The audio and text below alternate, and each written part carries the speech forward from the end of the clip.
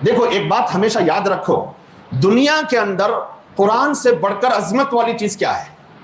بولو مجھے، کوئی ہے؟ ایمان قرآن کے بعد کوئی اور عظمت والی چیز، بڑائی والی چیز ہے تمہاری نظروں میں؟ جب سب سے بڑی عظمت والی شے قرآن مجید ہے تو اس کو پڑھنے والے، سمجھنے والے، اس کے علم کو محفوظ کرنے والے، اس کے علم کو پھیلانے والے طلبہ، علماء، حفاظ کے خدموں میں پیسے لے جا کر ڈال دینا، یہ ہماری سعادت مندی ہے۔ اسی لیے میں جب بھی رمضان میں یہ گہار لگاتا ہوں کہ علماء کی مالی خدمت کرو، طلباء کی مالی خدمت کرو، حفاظ کی مالی خدمت کرو، تو میں یہ نہیں کہتا وہ بیچارے بہت معذور ہیں، لاچار ہیں، یہ ہیں وہ ہیں، میں کہتا ہوں تمہاری سعادت مندی ہے، تمہارے بخت کھلیں گے، تمہیں بہترین بدلہ ملے گا۔ علماء، حفاظ اور علم والوں کی مالی خدمت کرنا یہ ہماری سعادت مندی ہے، ہمارے مال میں بڑھوتری کا سبب ہے، ہمارے مال میں برکت کا سبب ہے۔ لیکن کنجوساں ہوتا بولے تو بھی 500 کے اوپر بڑھتے نہیں، منجے نہیں با، کم از کم جو پورا مہینہ حافظ صاحبہ محنت کر پڑھنے کو بیٹھی دیکھ اور شام کی تیاری کرنا، ان کا ٹینشن ان کو، ہمارا ٹینشن ہم نہ، پورا دن پکا حافظ بندے انہیں۔ ایک سائیکولوجیکل فیکٹ بتا رہا ہوں، دیکھو پکا حافظ بھجن دے، نیند میں بھی پڑھتے رہتا، نیند میں بھی کیا کرتے رہتا؟ پڑھتے رہتا۔ یہ پارا پڑھانا، اتنے رکعتوں میں ڈیوائڈ کرنا کہ کون سا صفحہ کہاں ختم ہو رہا وہ یاد رکھنا، پھر کہاں شروع ہو رہا وہ یاد رکھنا، کتنے رکعتیں ہوئے وہ یاد رکھنا، کیا کیا رہتا ہے۔ پھر اس کے بعد شادی ہو کو 2 بچے ہو گئے تو چھوٹی بچی کیسی ہے، بڑا بچہ کیسا ہے، باہر نکل کو گاڑی مار کو چلے گی تو کیا کرنا، چوتھی رکعت میں یاد آ گیا۔ مثال دے رہا ہوں میں سمجھ میں آ رہا ہے کتنے ٹینشنہ کے ساتھ ایک حافظ تمنا تراویح میں قرآن سناتا ہے۔ چلو اجرت کا مسئلہ الگ ہے، میں اجرت پر کبھی زور نہیں دیتا، نہ اس کو میں ابھی تک جائز سمجھتا ہوں۔ ہدیہ تو دے سکتے ہیں، ہدیہ دینے سے کس نے آپ کو منع کیا؟ آپ اپنی طرف سے ہدیے دیں علماء کو، حفاظ کو، قرآن سنانے والوں کو، تراویح پڑھانے والوں کو، تاکہ ان کو بھی احساس ہو کہ قوم زندہ ہے، مردہ نہیں ہے۔ قوم کو جس کو ہم سنا رہے ہیں وہ مردہ قوم نہیں ہے کہ آ رہی ہے جا رہی ہے، آ رہی ہے جا رہی ہے، مردہ نہیں، زندہ قوم ہے۔ ایک جگہ کا واقعہ گزشتہ سال مجھے معلوم ہوا، صرف مسجد کے مصلیوں نے آپس میں بات چیت کر کے 35 لاکھ روپے امام کے خدموں میں ڈالے، ہاتھ میں بھی نہیں، خدموں میں ڈالے۔ تمہیں اٹھا لے تو ہماری سعادت مند، ایسے بھی نمونے ہیں۔ سچ میں معلوم نہیں ہوا؟ کیا تعجب ہے، جو مجھے معلوم ہوتا ہے وہ آپ کو نہیں معلوم ہوتا، جو آپ کو معلوم ہوتا ہے مجھے نہیں معلوم ہوتا ہے، ہمیشہ ایسا ہی ہو رہا ہے۔ بہرحال ہو سکتا ہے وہ خبر چونکہ اردو پیپر میں آیا تھا وہ آپ کو نہیں دکھا ہوگا۔ کوئی گاڑی دے رہے ہیں، کوئی پلنگ دلا رہے ہیں، کوئی بیرو دلا رہے ہیں، شادی ہونے والے رہے تو پلنگ توڑو بول کو۔ تو یہ ایک محبت کا اظہار کا طریقہ ہوتا ہے۔ تو جہاں ہم زکوٰۃ نکال کر، صدقات نکال کر، خیرات نکال کر غریبوں کی، فقراء کی، یتیموں کی، بیواؤں کی، مستحقین کا خیال رکھتے ہیں، اس سے کہیں زیادہ ہمارے مساجد کے، ہمارے مدارس کے، ہمارے مکاتب کے علماء، حفاظ، مدرسین، پڑھانے والوں کا خیال رکھنا امت کا اخلاقی اور مذہبی فریضہ ہے۔ کیونکہ یہ طبقہ اگر بیچ میں سے ہٹا، 10 سال کے عرصے میں تمہاری نسلیں مرتد ہوں گی، اور پھر اور 10 سال کے عرصے میں کافر ہی کافر پیدا ہوں گے۔ یہ ایک وہ طبقہ ہے جو زمانے کے فتنوں اور تمہاری نسلوں کے بیچ سیسا پلائی ہوئی دیوار کی طرح کھڑا ہوا ہے۔ اگر یہ طبقہ علماء، حفاظ کا ہٹا تو وہ سنگم ہونے میں دیر نہیں لگے گی۔ مرج البحرین یلتقیان بینہما برزخ لا یبغیان، جیسے آپس میں 2 سمندر مل کر بھی نہیں ملتے، ویسے تمہاری نئی نسلوں اور فتنوں کے درمیان اگر کوئی آڑ ہے تو وہ علم والے علماء، حفاظ اور مدرسین اور پڑھانے والا طبقہ ہے۔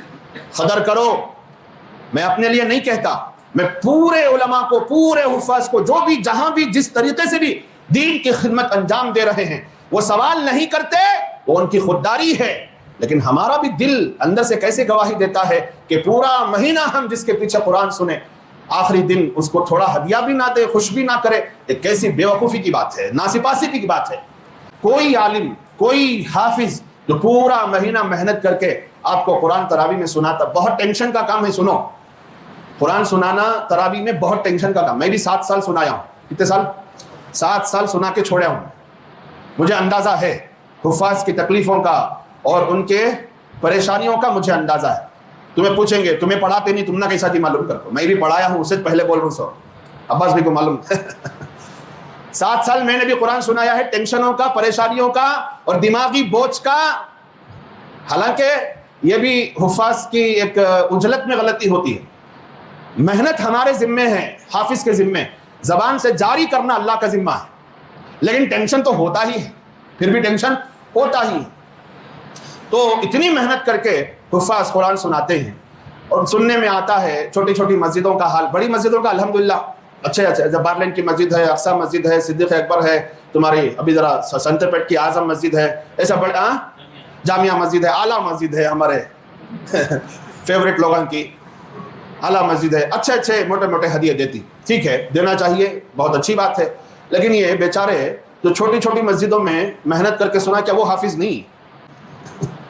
حافظ ہے، کہاں بھی سنائے، 2-4 لوگوں کو سنائے، 40 لاکھ لوگوں کو سنائے، حرم میں سنائے، فاطمہ مسجد میں سنائے، حافظ ہے. اس کا مقام وہی ہے اللہ کی نظر میں جو حرم کے امام کا ہے. ہم لوگ عزت کرنا بھول گئے ہیں، احترام کرنا بھول گئے حفاظ کی. بہت دکھ کی بات ہے، یہ بہت دکھ کی بات ہے. اس لیے اس سال میں بہت سختی سے آپ حضرات کو درخواست کرنے لگا.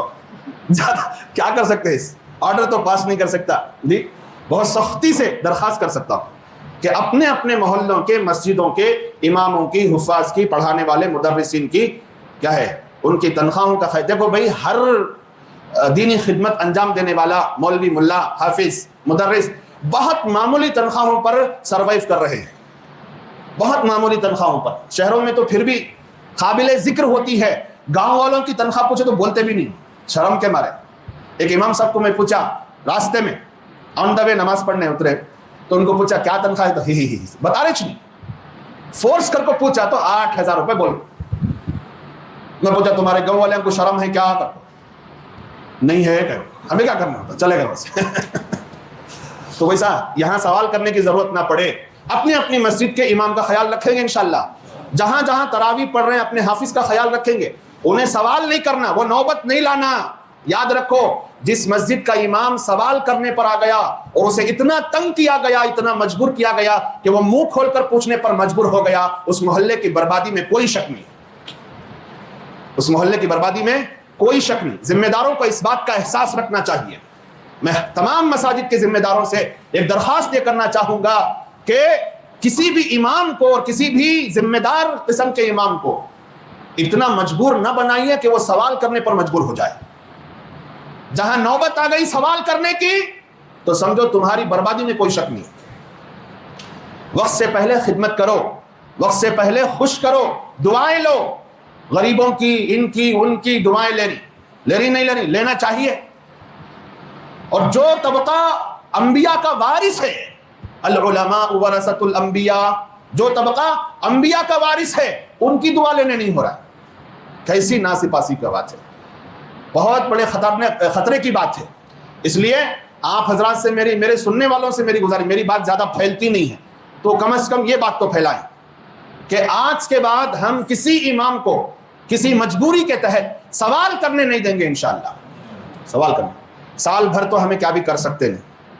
معمولی تنخواہوں پر ائمہ کا، مؤذنین کا اور اسی طرح مدرسوں میں پڑھانے والے مدرسین کا گزران ہوتا ہے. ایک مدرسے میں، شہر ٹمکر کا مدرسہ، نامدار مدرسہ، بولے گا تو فتنہ ہوگا، نام نہیں لیے سکا بول تو نام لائر صاحب بول کو دیے سو ہو با لائر صاحب بول کو دیے، کس کا بھی نام لے انہوں کو حضرت کرو.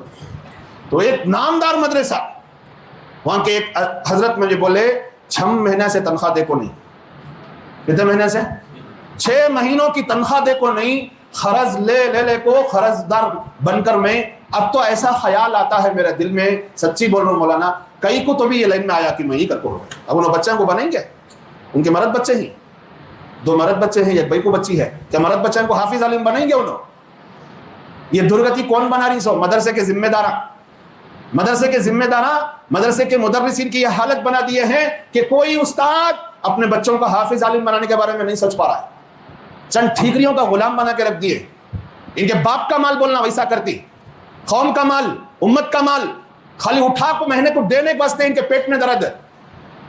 یہ ایک مدرسے کی بات نہیں کر رہا ہوں، کئی مدارس کی بات ہے یہ. اور معاف کریں، یہ بات بولنے کے واسطے بھی لوگ ڈرتی ہیں، اور تم نہ معلوم میں کسی کے باپ سے ڈرتا ہے. डराने की बहुत कोशिश करे, अल्हम्दुलिल्लाह। समझ में आ रहा है?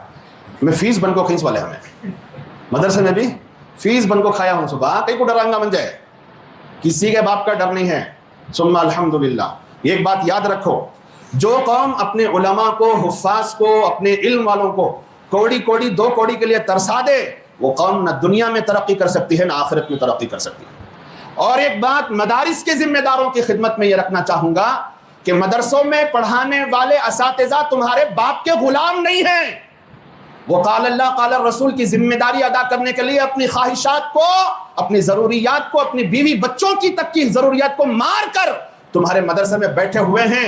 वक्त पर तनख्वाह देना और मुनासिब तनख्वाह देना तुम्हारी जिम्मेदारी है, क्योंकि तुम अपने जेब से नहीं दे रहे हो, उम्मत का माल दे रहे हो। बहुत हो गया है।